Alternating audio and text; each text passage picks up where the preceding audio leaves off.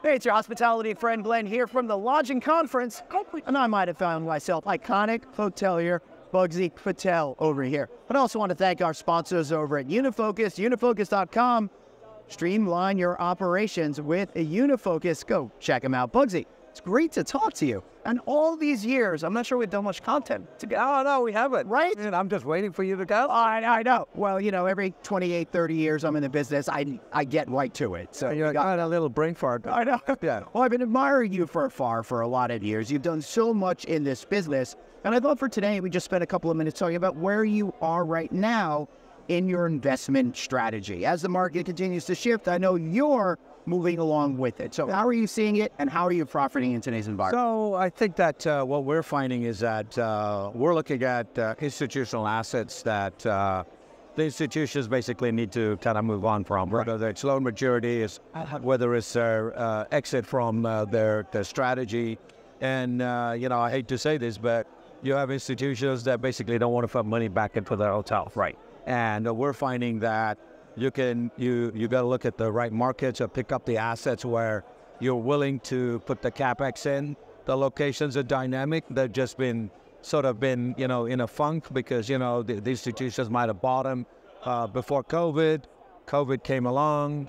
They didn't have to do any PIPs. They wrote it out for a couple of years after the PIP, took the money, and now it's like, okay, we don't want to do the PIP and we want to move on. And so we're kind of been looking at those kind of assets and, you know, really putting pen to paper and making sure that, you know, you end up at a 8-9 cap all in, right, with the PIP and whatever else is going to cost. Is that typically the magic number that you feel it works for you financially? Yeah, right now that's what we feel. I mean, and remember, I'm talking about 8-9 cap after doing all the PIP and everything. Okay. So not going in. Right. Yeah, it's going to 8-9 cap after we've got. Okay, so for those of you who are relatively new to the hospitality industry, it's a little bit different than like home ownership works.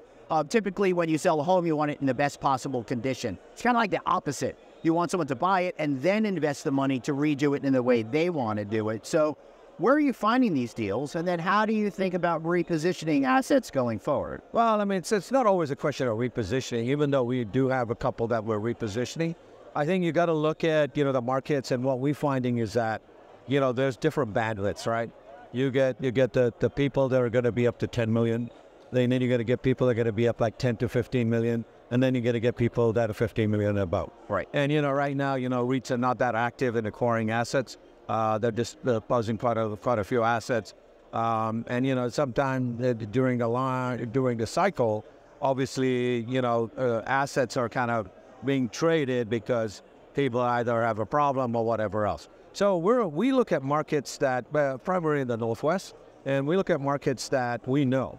We know the markets. We know where the hotels are located. Right. And, you know, all intents and purposes, we're looking for that low-flying, under-the-radar, you know, that we know that we can execute. Yeah. We know that we're in this bandwidth of, you know, 20 to 35 million that we can execute against where other people are not going to compete. And so, yeah, you don't want other people to compete. So how do you find those deals? Is it a lot of built on relationships, or do you just randomly approach people from time to time? No, I mean, I think it's a lot of relationship, yeah. Okay? I mean, you know, over the years, we've built up a lot of good relationship.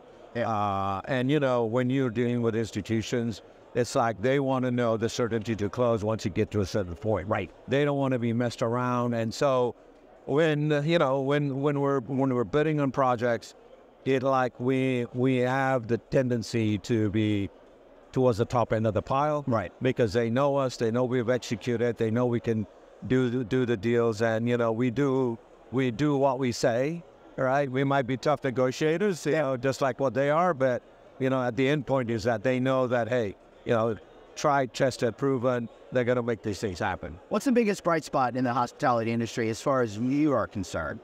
I think the biggest bright spot is that, you know, I mean, generally speaking, okay, I don't want to bash institutions, but I think that them getting rid of all these legacy assets that they have is only going to be good for brands because, you know, new owners are going to buy them. They're going to do the PIPs.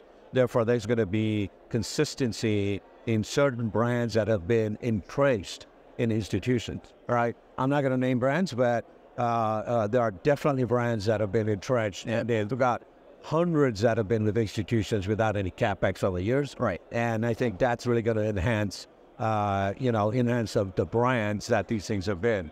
We've been meetings with the brands and several brands, and they're kind of sighing a relief that this is kind of happening, because it's going to give the boost to these hotels and brands. And quite frankly, look at it today.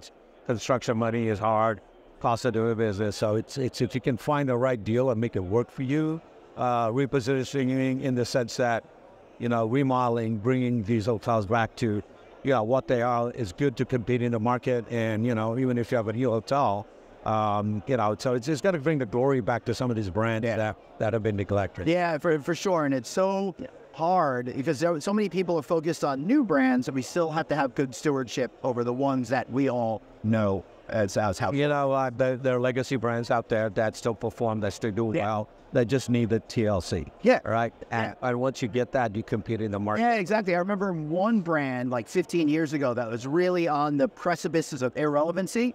They put $1 billion into it, reinvented it, and really came back strong and became part of the consumer zeitgeist, I guess. And that's really what you're hoping for. That's exactly what it is. And I truly believe that is one bright spot. So that those owners who have those brands that have built new ones, kept them renovated, I think there's going to be a real bright spot for some of those brands. So awesome. Well, continued good luck to you, Bugsy. All right. It was great talking to you. Finally, I get to speak to an icon. Bugsy, Glenn, thank you so much. Check out our friends at Unifocus. Appreciate you watching. See you next time.